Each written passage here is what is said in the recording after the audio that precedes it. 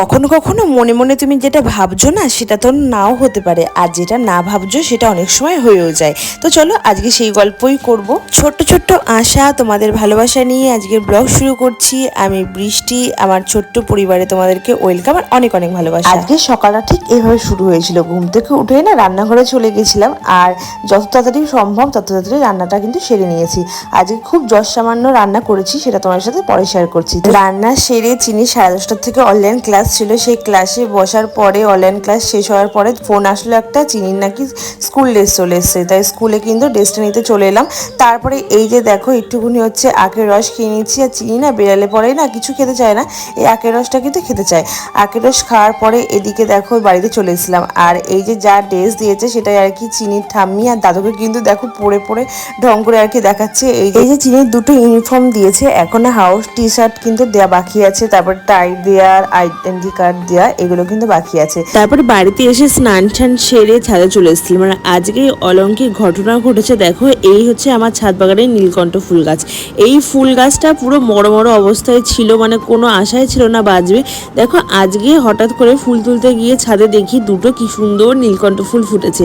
আজকে নীল ষষ্ঠী, আর আমি ভাবতে পারিনি আজকে ভগবানকে আমি এই দুটো নীলকণ্ঠ ফুল দিতে পারবো। মনে মনে ভাবছিলাম যে দুটো নীলকণ্ঠ ফুল হলে ভালো হতো।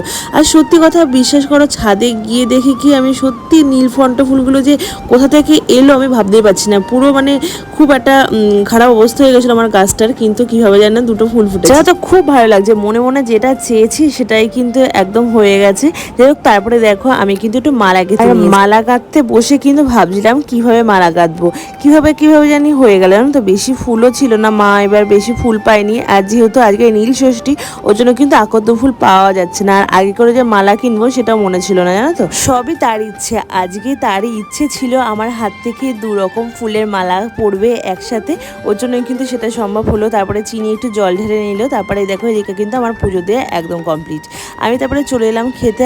আর এই যে আজকে কিন্তু সামান্যই রান্না করেছি, জানো তো। ওই যে যেহেতু একটু তাড়া ছিল, সকালবেলা ডাল আর পটল ভাজাই আর কি করে রেখেছি, তারপরে পরে ডিমটা ভাজলাম আর কি। আর মা তো বাইরে ভাতটা করে দিয়েছে, আজকে সেরকম রান্নাই করিনি।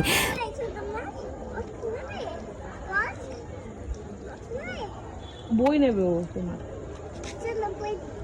দাও না। নতুন ড্রেসটা দিয়েছে না, সেই ড্রেসটা নেবে বলছে। দেবে তো গাড়ি আসছে, পরে দিও, ঠিক আছে। Bye bye. চিনির এখন বিকালে পড়া ছিল, পড়তে থেকে এখন চিনি বাড়ি যাচ্ছে। বাড়ি যাওয়ার পথে এখানে ছোট ছোট কুকুর ছানা দেখেছে, সে তাদের সাথে কত কথা বলে নিল। তারপরে এই যে বাড়িতে এসে না রেডি হয়ে গেছিলাম। চিনির যেহেতু কালকে রাত্রেবেলা প্রচুর পরিমাণে দাঁতে ব্যথা ছিল, তো সেই জন্য কিন্তু দেখো